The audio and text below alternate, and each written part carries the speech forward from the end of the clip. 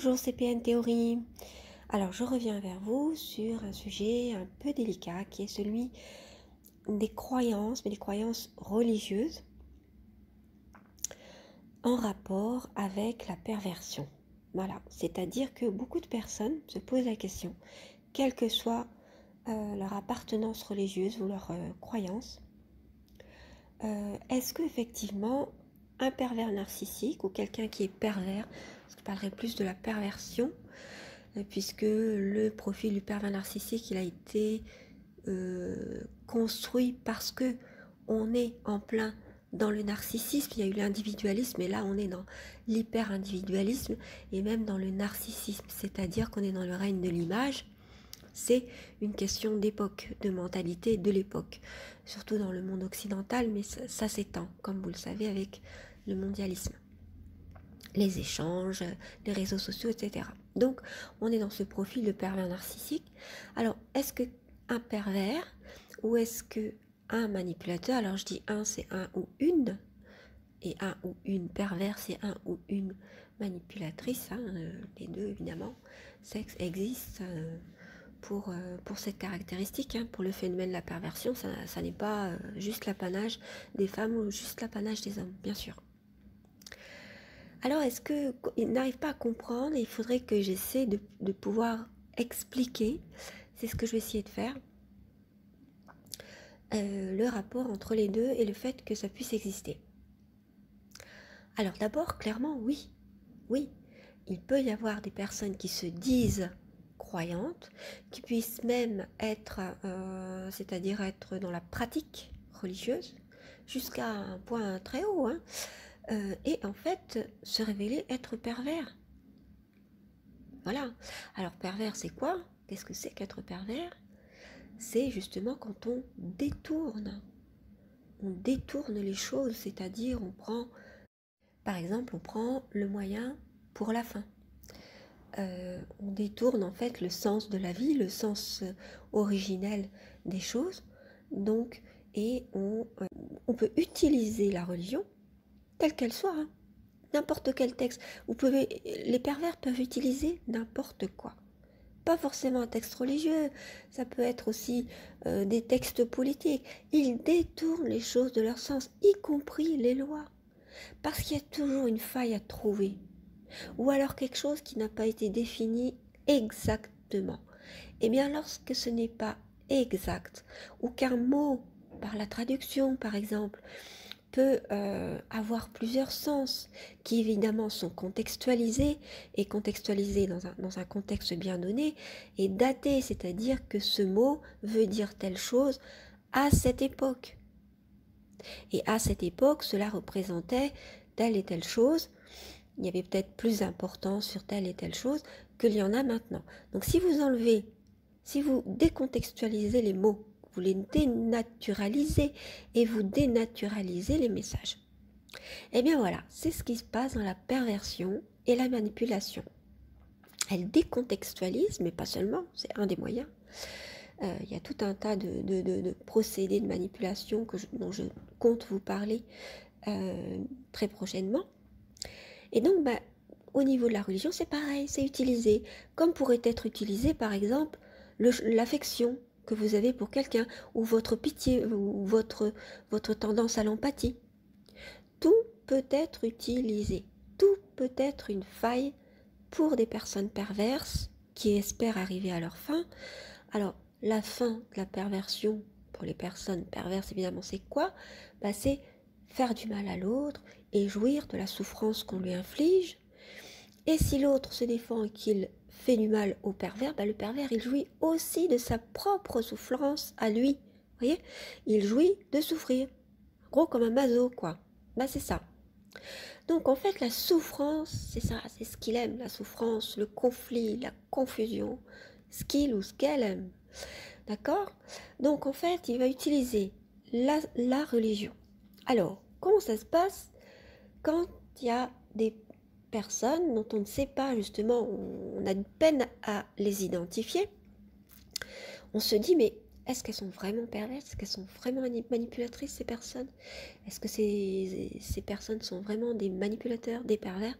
Parce que finalement, si on me dit je suis croyant, si quelqu'un me dit qu'il est croyant, j'ai peine à imaginer quand même qu'il puisse être pervers. Vous voyez? J'ai peine à imaginer, et on a peine quand on est un empathique, quand on est quelqu'un de foncièrement bienveillant. Donc évidemment, les pervers vont nous appeler des naïfs, des faibles, voilà, des faibles, des personnes faibles, trop gentilles, trop naïves. J'ai peine à imaginer, on va se dire, et c'est là tout le jeu de la perversion, tout le jeu de la manipulation. C'est là toutes les failles qu'ils peuvent utiliser. C'est justement... Alors, je vous conseille de regarder une des dernières vidéos que j'ai remises en ligne qui s'appelle la nébuleuse perverse percée à jour. Donc, où j'explique justement les différentes failles qui sont utilisées, pourquoi est-ce qu'on a du mal à croire en la perversion déjà, en la manipulation, que ça puisse exister, et comment en fait on doute tout le temps. Qu'est-ce qui fait qu'on doute? Parce qu'on est fasciné, et puis parce que on est sidéré. Donc on a du mal, c'est-à-dire que ça fait quelque chose d'impensable dans notre intellect, dans notre mental. On n'arrive pas à penser ces choses parce qu'on se dit mais comment c'est possible? Voilà. Et puis ensuite il y a nos croyances en la bienveillance, en l'humanité de l'homme. On se dit qu'un être humain, il a forcément des qualités d'humanité. Il ne peut pas être mauvais au fond de lui.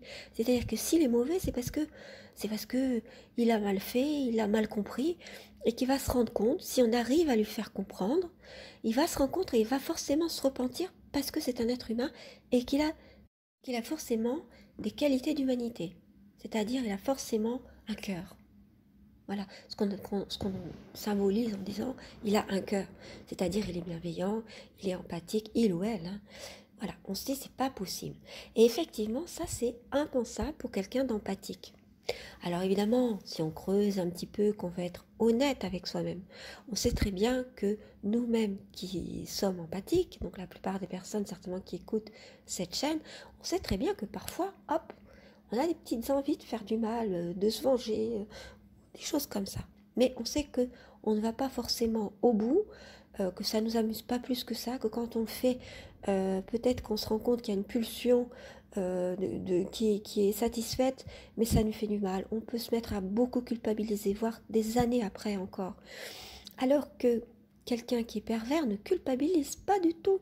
Il fait croire qu'il va culpabiliser parce qu'il sait que par convention, c'est bien de se dire « Ah oui, je me demande si j'ai bien fait, etc. » Mais il va surjouer. C'est à ça que lorsqu'on est un peu expérimenté dans la reconnaissance de la manipulation, on peut voir qu'il s'agit que c'est surjoué. Alors qu'est-ce que ça veut dire surjoué? Ça veut dire que c'est exagéré. Ça veut dire que quelqu'un va se mettre à pleurer alors que 2 minutes avant, il riait ou...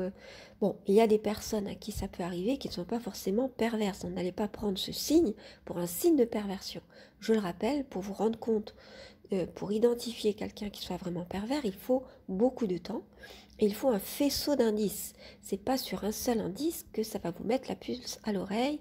Une chose peut effectivement vous dire « Ah, je vais peut-être me méfier et je vais observer plus loin. » Mais n'allez pas conclure tout de suite c'est un ou c'est une perverse, parce que la perversion et la perversion narcissique et la manipulation sont des phénomènes qui sont énormément galvaudés en ce moment et dont se servent justement les pervers narcissiques, les personnes toxiques en général, celles qui aiment faire du mal, hein, donc les pervers et les manipulateurs, pour justement s'en défendre et dire bah voyez c'est du n'importe quoi, allez voilà, dès que quelqu'un nous a fait une mauvaise remarque, ça y est c'est un pervers narcissique. Voyez, et ils s'en servent et ils utilisent tout un tas de choses. Donc en fait, n'allez pas en conclure, faites votre petite enquête pour vous, hein, c'est un propre jugement pour vous qui vous servira pour savoir si cette personne est bonne ou mauvaise pour vous. D'accord? Et puis aussi pour d'autres, mais d'abord pour vous. Donc, un pervers narcissique peut très bien faire croire qu'il est croyant et être même très un haut poste dans la religion ou une haute autorité ou jouir d'une grande popularité ou des choses comme ça, au fait qu'il soit fiable et en fait mentir complètement. Alors on me demande la question, alors des personnes se demandent est-ce qu'il est sincère, mais quand même, s'il est croyant, voilà, on voit bien qu'il y a de la difficulté chez les personnes empathiques, chez vous, donc qui écoutez, à croire que justement un être humain qui en plus se dit croyant. Alors imaginez, ça peut être quelqu'un qui se dit croyant, mais ça peut être aussi quelqu'un qui se dit bienveillant. Imaginez par exemple un ou une psychologue, ou un ou une personne qui travaille dans une association ou qui est bénévole dans une association. On va se dire, pour par exemple distribuer la nourriture, des choses comme ça, on va dire, mais ces personnes, mais c'est impossible, elles ne peuvent pas être perverses. Eh bien si, il y a des pervers narcissiques, justement, ils utilisent beaucoup, ça ne veut pas dire qu'il n'y a que des pervers narcissiques, dans ces instances qui sont censées aider, ou dans le milieu religieux, on va dire, de la religiosité, je dirais, c'est-à-dire plus que de la vraie religion. Religion, au départ, ça veut dire relier, donc c'est généralement ce qui est fait pour relier les gens entre eux.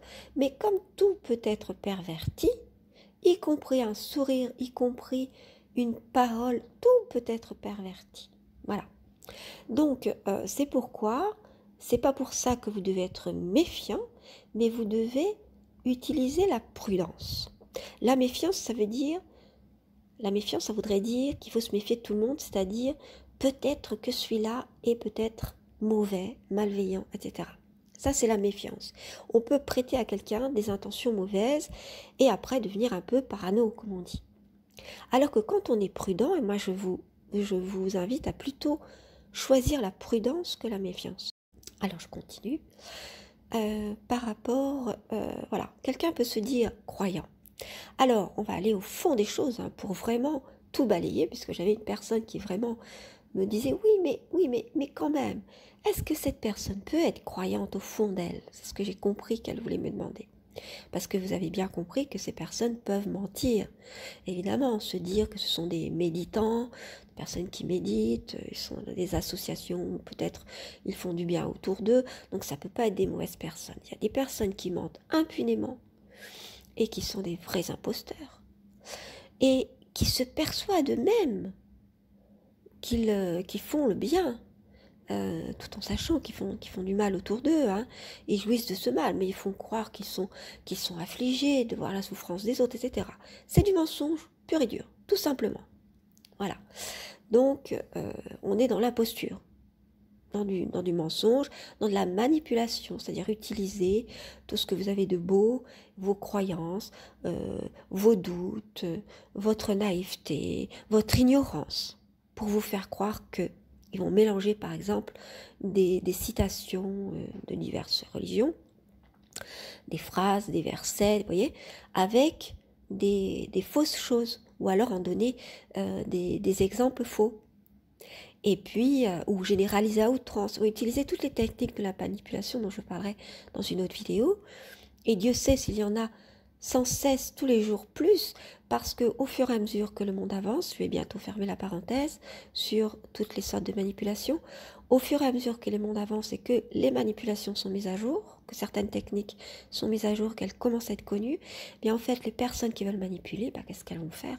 Elles vont en inventer d'autres. Elles vont essayer de trouver d'autres failles. Et elles vont aller toujours plus loin dans la manipulation, dans la dissimulation, dans la fausseté.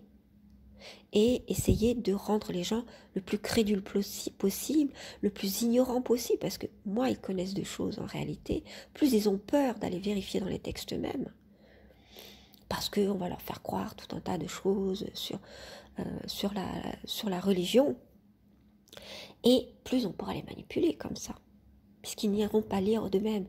Et moins ils sauront lire, par exemple, ce qui est quelque chose de basique, moins ils pourront aller vérifier dans les textes. Plus ils feront conscience à des gens, mais des gens, on ne sait pas s'ils sont bons ou mauvais. Et puis il y a aussi la déformation qui est due au fait de transmettre par la parole. Vous voyez, comme on ne revient pas au texte vraiment, on peut très bien, les choses peuvent être déformées. Donc il faut toujours vous faire votre propre idée en allant voir les textes de vous-même, que ce soit des textes juridiques, des textes religieux, des textes de toute nature. Allez voir les textes et puis regardez les sources de fiabilité de ces textes. Donc, ce travail, personne ne peut le faire à votre place. Il n'y a que vous qui puissiez le faire. Et si vous êtes croyant, donc là je m'adresse aux personnes qui sont croyantes, c'est entre vous et Dieu, la divinité. Appelez le mot Dieu comme vous voulez, de toute façon dans toutes les langues il est traduit différemment, mais ça veut bien dire la même chose, ça veut bien dire cette entité créatrice, cette entité de bonté, d'amour, qui a généré tout ce monde spirituel et matériel qui est autour de nous. Que l'on soit croyant ou non, c'est ce que veut dire Dieu. D'accord? C'est ce que veut dire l'esprit de Dieu, oui, ce que l'on veut dire par là. Alors, je voudrais revenir sur certains mots, puisqu'en écoutant l'enregistrement, je me suis rendu compte que j'ai parlé d'entité pour parler de Dieu. Et ce mot ne me plaît pas. C'est vrai que c'est difficile pour certaines choses d'en parler. Et la notion de Dieu, je dirais plus la notion, le concept de Dieu, est très très difficile et on peut, comment dire, on peut choquer des personnes en utilisant tel et tel mot. Donc entité, c'était pas le bon mot. Voilà, je retire ce que j'ai dit. Je parlerai plutôt d'être, d'état d'être, puisque dans les religions monothéistes, Dieu se définit en disant « je suis celui qui est ». Ou bien « je suis ce qui est ». Et je suis celui qui est. Donc, c'est même pas un être, puisqu'un être, on pourrait dire que c'est une créature. Une créature serait forcément de Dieu, puisqu'elle aurait été créée par Dieu, lorsqu'on est croyant. Donc, vous voyez, je fais une petite minute de philosophie, mais en fait, ce serait plutôt celui qui est. C'est même pas un être, ou alors c'est l'être. Voilà. L'être, non pas l'être suprême, mais l'être. Le fait d'être et celui qui génère le fait d'être. Voilà, c'est très difficile d'en parler, mais enfin c'était intéressant aussi. Donc, non pas entité, mais être, voilà. Mais je dirais plutôt le mot de Dieu, voilà, qui me plaît mieux, autant appeler Dieu par son nom. Ensuite j'ai dit, aller vérifier dans les textes, parce que oralement, avec la tradition orale, les choses peuvent être déformées. Eh bien, dans les textes aussi, les choses peuvent être déformées. Déjà par les traductions, parce qu'un mot, vous voyez un peu comme on a des difficultés, j'ai de la difficulté à vous transmettre ce mot de Dieu ou pour expliquer les choses, alors imaginez bien avec tous les autres mots. Et puis il y a ensuite la question de du texte lui-même, écrit dans son contexte, écrit dans le contexte de l'époque, de la culture, et puis aussi l'histoire de la fiabilité, parce qu'il y a plusieurs textes dans chacune des religions, il n'y a pas seulement un seul livre, il y a généralement plusieurs textes religieux. Alors il y a aussi la portée de ces textes, le fait qu'ils soient symboliques, certains sont écrits en rime ou avec des sonorités qui se répondent. Ils sont ils ont plusieurs sens, ou alors ils sont symboliques, ou alors ils ont le sens de l'époque. Donc comment interpréter, c'est toujours la question de l'interprétation qui est difficile à faire, et souvent des personnes, il y a divers groupes, les gens se divisent dans les religions elles-mêmes pour dire non, moi je suis plutôt pour cette interprétation, moi je suis plutôt pour celle-là. Alors comment faire? Qui suivre? Est-ce qu'il faut rester fidèle et plus que fidèle, c'est-à-dire même loyal parce qu'on est dans telle famille ou parce qu'on est à écouter telle personne ou qu'on est fils d'eux, etc. Vous voyez, à écouter et à suivre le chemin. Moi, je pense que nous avons chacun notre libre arbitre, que l'on doit respecter les personnes, c'est tout à fait normal, qui nous transmettent des textes, mais on se doit aussi de se poser nos questions parce que c'est dans la religion même qu'il est dit qu'on doit aller chercher le savoir. Ça ne veut pas dire qu'on remet en question les choses, ça veut dire qu'on est intelligent simplement. Et justement, si l'on est croyant, Dieu nous a fait intelligents, c'est lui qui a fait le cerveau que l'on a. Et donc autant s'en servir, puisque on ne s'en sert pas pour une mauvaise chose, mais pour aller comprendre. Et on saura d'autant mieux faire les choses et vouloir s'élever si l'on comprend encore mieux les choses, parce qu'on sera encore plus convaincu, on saura pourquoi on fait les choses. C'est un peu comme, donc je vais terminer bientôt cette parenthèse, comme un petit enfant de 3 ans. ou un petit enfant de 18 mois, vous lui dites de ne pas toucher une flamme parce que ça brûle, il risque de se faire mal. Mais il ne comprend pas que ça brûle, il ne sait pas ce que c'est parce qu'il ne l'a pas ressenti encore. Alors, il comprend que c'est interdit. Alors, vous lui dites c'est interdit. Vous êtes obligé de lui interdire sans lui expliquer le sens, parce qu'il ne pourrait pas comprendre. Il n'est pas capable de se rendre compte. Un jour où il se sera brûlé, et quand il sera plus grand, donc dans son cerveau, les choses il aura pu évoluer, il sera capable de conceptualiser, conceptualiser, c'est un grand mot parce que ça arrive plus tard, mais disons, oui, après 7 ans ou après 11 ans.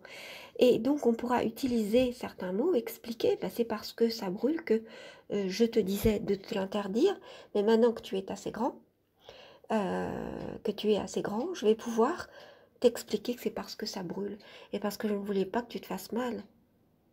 Mais comme tu ne pouvais pas comprendre, j'étais obligée de te l'interdire. Voilà, bah, c'est un petit peu comme ça que je vois les choses dans l'éducation, on pourrait dire, si on pouvait prendre comme ça l'éducation spirituelle et l'éducation à l'humanité et l'éducation à plein d'autres choses qu'on ne sait pas encore, que seraient ces textes pour nous apprendre à vivre spirituellement, c'est-à-dire nous préparer à une autre sorte de vie ensuite. Donc voilà, ça c'est ma petite idée un peu personnelle, j'avoue que c'est mon opinion, mais je vous la transmets parce qu'elle peut peut-être coller à certaines de vos idées et en tout cas elle a collé à pas mal de religions que j'ai connues dans ma vie. Voilà. Voilà ce que je voulais dire. Donc je vais vous laisser maintenant pour la deuxième partie de ces croyants, de ces personnes qui se disent croyants et qui sont croyants certainement sincèrement. C'est-à-dire qui prient, qui parlent à Dieu sincèrement. Mais simplement, ils se trouvent être des pervers parce qu'il y en a comme il y en a partout, forcément. Et il y en a qui sont aussi croyants. Et alors comment ça peut se passer dans leur tête? Voilà, à ces personnes, parce qu'on a effectivement beaucoup de mal. Si on pense que ce sont tout simplement des imposteurs et qu'ils mentent. Mais il y a des personnes qui ne mentent pas et qui sont clairement dans leur tête croyants, dans leur cœur aussi, dans une partie de leur cœur, c'est-à-dire dans leur sensibilité, on va dire, et dans leur... voilà, qui se reconnaissent, qui reconnaissent qu'il y a quelque chose au-dessus d'eux et qu'ils doivent se référer à des lois qui sont au-dessus d'eux. Alors, comme je l'ai dit dans le monde pervers narcissique, ce qui fascine les pervers, c'est tout ce qui les dépasse. Et ça les fascine, parce que là, ils se disent, oui, il y a plus grand que moi, effectivement. Donc, vous voyez que c'est tout à fait possible d'être croyant, et de l'être sincèrement, et d'être pervers aussi. Alors, je vais expliquer, et veuillez excuser la transition qui n'est pas forcément bien faite. Voilà.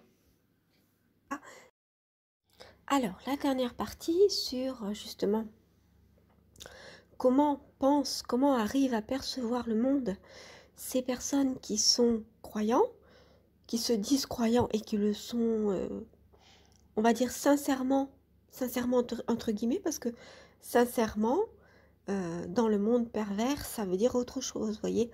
Vous savez très bien que les mots ont d'autres significations pour, dans la perception, dans la façon de voir les choses, des pervers.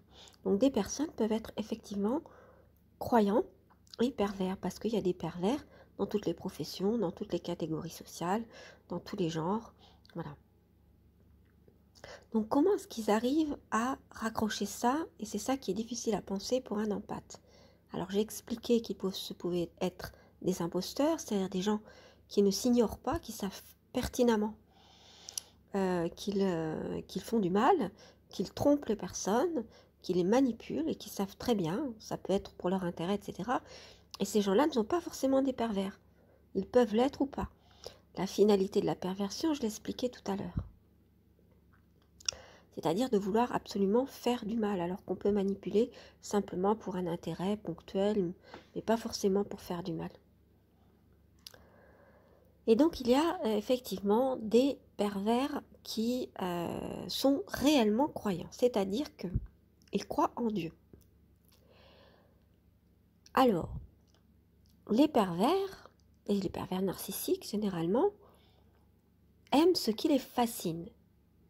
Ils savent, pour eux, dans leur monde, il faut qu'il n'en reste qu'un. Chez les êtres humains en tout cas, chez les créatures. Donc, ils ont l'impression que c'est un peu comme un monde animal, comme une jungle, et on doit se battre les uns contre les autres, il n'en reste qu'un à la fin. C'est comme ça qu'ils voient le monde, qu'ils le perçoivent. Et ils savent bien que Dieu, ce Dieu, alors je ne sais pas comment nommer les choses, c'est-à-dire l'esprit de Dieu, le fait qu'il y ait un Dieu, ça veut dire que ceux en dessous, qu'ils se soumettent. Ça, c'est déjà difficile pour eux. Mais, cependant, comme c'est quelque chose ou quelqu'un, enfin je ne sais pas, Dieu, c'est difficile à définir, hein, cette entité, c'est-à-dire Dieu, comme il est omniprésent, omnipotent, ils se disent, bon, de toute façon, je me soumets. Ils se soumettent. Mais comment est-ce qu'ils arrivent à justifier le fait de leur acte pervers? Voyez? Alors, d'abord, premièrement, ils les nient. Ils sont dans le déni complet, c'est-à-dire qu'ils vont plutôt culpabiliser les autres. Ce sont les autres qui ont mal compris et eux n'ont rien commis de mal. Voilà. Ils vont essayer de donc manipuler votre perception des choses pour que vous ayez mal compris.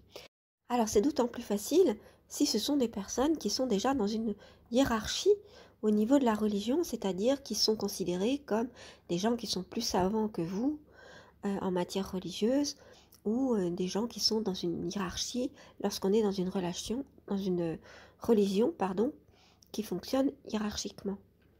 Donc il y aurait cette autorité, donc il y a l'argument d'autorité si vous voulez, qui vont faire que ils vont vous dire mais non, vous avez mal compris. C'est pas comme ça que j'ai voulu dire les choses, ou alors non, c'est pas comme ça que ça s'est passé. Ils vont essayer de manipuler votre perception. Mais lorsque l'évidence est très claire pour tout le monde, ou au moins pour vous, qui ne peuvent pas reculer, ils sont obligés de l'admettre. Alors ils vont minimiser. Ils vont passer par toutes les étapes pour ne pas avoir à avouer ce qu'ils ont fait. Ils vont minimiser, mais ils minimisent parce que dans leur esprit, ils pensent « Oh, je l'ai torturé un petit peu, cette personne-là, mais il l'a cherché aussi. Il m'a un petit peu... si c'est quelqu'un, par exemple, qui l'a peut-être abusé, il va dire oui, ben, il m'a cherché ou elle m'a cherché, il m'a séduit ou elle m'a séduite, là, avec ses ruses, ou des choses comme ça, vous voyez. Ou il a fait en sorte que, bon, ou cette fille ou cet homme est pervers, donc il a tout fait en inversant les choses. Donc parce que dans sa tête, plus il le dit et plus il s'en convainc. Donc plus il le dit et plus il va être convaincu qu'effectivement c'est vous qui êtes le pervers et pas lui. C'est vous qui avez provoqué les choses. Si voilà, s'il se passe une chose comme celle-là. Alors après, si jamais il peut vraiment plus reculer parce que tout est clair et qu'il est obligé d'avouer, ou alors quand il est devant Dieu et qu'il se met à prier, ou etc., alors là, il est bien obligé de reconnaître ce qu'il fait. Mais soit il va être dans un déni comme il l'est dans la vie avec les personnes, parce que dans sa tête, il se sera tellement convaincu qu'il se dira qu'il ne verra pas le mal qu'il a fait, qu'il va le transformer en bien, en fait. En disant, en général, en gros, je suis une bonne personne. Voilà, en gros, voilà, il va faire la même chose avec la divinité, ou je dis la divinité, c'est pas parce que elle serait féminine, hein. Vous savez qu'il n'y a pas de sexe pour Dieu, hein. Le genre, c'est quelque chose d'humain. Donc, j'ai dit la divinité, comme je pourrais dire le Dieu. Et donc, il va se comporter de la même manière parce qu'il va être dans le déni. Le déni, c'est un mécanisme de défense, donc il n'est pas forcément conscient qu'il est dans le déni. Quelquefois, il y a des petits sursauts de conscience, c'est ce que je dis. C'est ce que je dis généralement. Ce sont des sursauts de conscience, mais il n'est pas totalement conscient. Alors, quand on lui montre, par exemple, quelqu'un qui aurait frappé quelqu'un d'autre, il est persuadé que c'est l'autre qui a commencé, etc., ou alors qu'il ne l'a pas frappé, que c'est juste une dispute qui a mal terminé, mais voilà. Quand il va voir les traces sur le visage de l'autre qui l'a frappé, il va bien être obligé de se dire, mince, là oui, effectivement, je l'ai frappé, etc. Donc il va d'abord être dans le déni. Ah bah, qui est-ce qui t'a fait ça? Comment ça se fait? Non, c'est pas moi qui ai fait ça, c'est pas possible. C'est toi qui allais te le faire après pour te faire plaindre ou des choses comme ça, vous voyez? Le déni. Quelqu'un qui nie, c'est ça. Et donc, si après, il se rend compte, il va peut-être surjouer. Oh mon pauvre, oh ma pauvre, j'aurais jamais dû faire ça, et faire comme s'il se flagellait, comme s'il se culpabilisait, alors que c'est quelqu'un qui ne ressent pas la culpabilité. Il ne la ressent pas, il surjoue à chaque fois. Tout ce qu'il ressent, comme j'ai expliqué dans d'autres vidéos, c'est l'envie, la jalousie, les pulsions, la dépendance. Donc il ne ressent pas l'empathie, donc ni même la culpabilité. Et donc, il va pas avoir d'empathie pour vous, ni même de culpabilité. Il trouve que c'est une bonne guerre, qu'il ne sait pas trop ce qui s'est passé. Il ne va pas aller chercher, de toute façon, et réfléchir à ce qui s'est passé, sauf si vous lui demandez. Voyez dans quelle logique il se trouve? Donc, en fait, il est dans le déni, et il va continuer son déni, son délire de déni, je dirais, comme ça, longtemps. Et puis, de toute façon, il ne se sentira pas coupable, il n'aura pas d'empathie. Donc, il va juste dire, si jamais effectivement, imaginez qu'il doit avoir une conversation sincère avec Dieu lorsqu'il prie, bah, il va dire, Dieu va me pardonner. Enfin, il ne le dira pas aux autres, mais lui-même, c'est ce qu'il pensera, et c'est comme ça qu'il va orienter, qu'il arrive à se légitimiser ses actes pervers, en se disant, oh ben, Dieu me pardonnera. De toute façon, tout est écrit, on est une bonne personne ou on est une mauvaise personne. Moi, je sais que je suis foncièrement une bonne personne. Là, effectivement, j'ai eu peut-être un acte, alors il va essayer de minimiser, etc., qui n'allait pas, etc. Mais s'il te plaît, pardonne-moi, mon Dieu. Voilà. Et il se dit que tout est pardonnable parce que il se pense être une bonne personne. Il le pense vraiment dans son fort intérieur. Il ne pense pas qu'il est une mauvaise personne. Il a parfois des sursauts de conscience. Et puis après, il se dit, Dieu jugera. Et c'est ce qu'il dit aussi devant les autres, parce qu'il fait beaucoup de cinéma, donc beaucoup de choses très surjouées, c'est-à-dire exagérées, par rapport à comment il va prier, ou comment est-ce qu'il... ou alors par rapport aux autres, au jugement des autres, en disant, Dieu jugera. Même par rapport à, si c'est sa parole contre la vôtre, par exemple, s'il vous a frappé, Dieu jugera. Voilà. Si tu es une bonne ou une mauvaise personne. Donc, la personne empathique, qu'est-ce qu'elle fait? Elle va se culpabiliser. Et par contre, quelqu'un qui est pervers ne se culpabilise pas. Donc, il va plutôt, puisque ce qui est important, c'est son image, par rapport aux autres, dire, voilà, Dieu jugera, etc., avec des grands gestes, avec quelque chose d'impressionnant, ou comme si c'était une grande sentence, etc. Surtout s'il a beaucoup de... il est dans une position hiérarchique supérieure. Et puis par rapport à Dieu, je vous dis, il va beaucoup minimiser, et puis il va demander pardon, et il se dit qu'il sera pardonné. Parce que, pourquoi il sera pardonné? Parce que pour lui, il a souffert.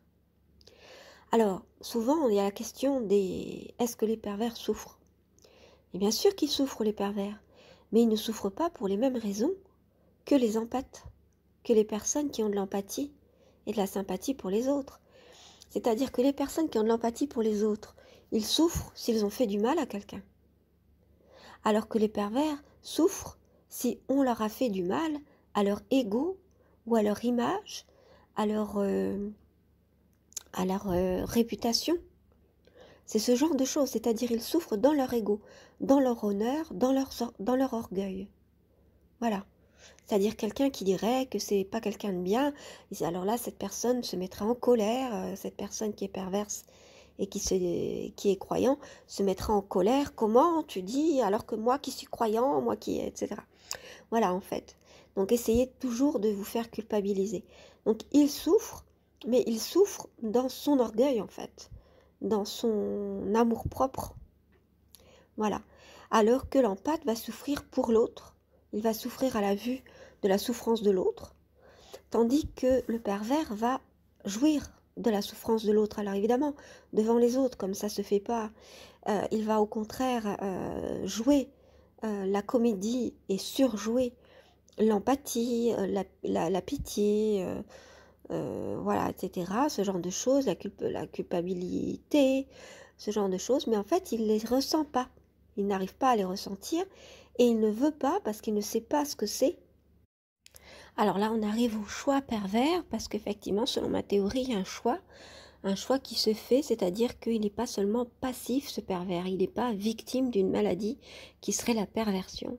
Il y a un choix qu'il fait à un moment donné quand il se rend compte que tout le monde n'est pas comme lui et qu'il y a des personnes qui sont foncièrement bonnes, qui ressentent des émotions altruistes élevées. Il s'en rend bien compte et c'est à ce moment-là qu'il fait le choix. Et qui fait le choix de continuer à être pervers. Mais il pourrait être très bien et à chaque moment, il peut faire le choix d'une remise en question. Voilà. Alors quand on est croyant, on se dit qu'il y aura peut-être une remise en question ultime dans l'au-delà ou avant, un petit peu avant, bon, on ne sait pas. Quand on est un croyant en pâte. Maintenant, quand on est un croyant pervers, eh ben, on est tout le temps devant le choix, mais on ne s'en rend pas compte. Enfin, comment dire ? On ne veut pas le voir, ce choix. Vous voyez, il n'y a pas de pire aveugle que celui qui ne veut pas voir. Donc, en fait, c'est une personne qui reste rigide, qui reste qui campe sur ses positions, il pense qu'il a raison. Ou alors, s'il se remet en question, eh bien, il fait surtout se remettre en question tous les autres avant lui, bien sûr, en surjouant le fait que lui se remet en question, mais effectivement, c'est quelque chose de façade, ou alors il entraîne tout le monde dans sa folie de se dire il faut se remettre en question, nous avons péché, nous sommes des gens vraiment très mauvais, etc. Donc vous voyez, en fait, c'est quelqu'un qui veut entraîner l'autre dans dans ce qu'il fait. S'il a décidé une chose, il faut que les autres fassent la même chose que lui pour être bon, sinon il va les culpabiliser, il ne va pas arrêter de les harceler, de les embêter, de les asticoter là-dessus. Voilà, donc je pourrais continuer encore longtemps. J'espère avoir brossé un portrait fidèle de ce que j'ai pu expérimenter dans mes diverses expériences où j'ai connu des personnes qui étaient croyants et ou qui sont toujours croyants d'ailleurs, et qui sont des pervers narcissiques. Et j'ai essayé de montrer par les questions, par ce que j'ai vécu, par les questions que j'avais posées, par ce que j'ai vécu et tout ce que j'ai pu en apprendre, comment est-ce qu'ils arrivent à jouer sur les deux tableaux sans pour autant être des imposteurs. Voilà. Eh bien, c'est par le déni et c'est aussi en se disant bah, Dieu me pardonnera parce que j'ai souffert, parce qu'ils sont persuadés qu'ils sont des bonnes personnes et qu'ils souffrent. Alors ils souffrent dans leur ego, mais pour eux, ils souffrent quand même. Ou alors ils ont toujours des bonnes raisons. Et ils se disent de toute façon, c'est Dieu qui jugera. Donc ils ne veulent pas essayer de s'inquiéter. Ils ne s'inquiètent pas pour leur salut. Ils s'en inquiètent pas. De même qu'ils ne s'inquiètent pas de qui ils sont, de s'ils font du mal ou du bien. Tout ce qui les intéresse, c'est leur ego, c'est leur image. Donc voilà, donc évidemment, ils restent dans cette logique quand ils sont dans le monde de la religion et quand ils parlent à Dieu. Voilà. Voilà ce que j'avais à dire. J'espère avoir été complète. Je vous remercie pour votre écoute. Mettez un petit pouce levé si ça vous a plu et si vous avez des questions que vous voulez voir développer à ce sujet, eh bien, je verrai si je peux y répondre. À très bientôt pour une prochaine et en attendant, prenez soin de vous et surtout, sachez discerner.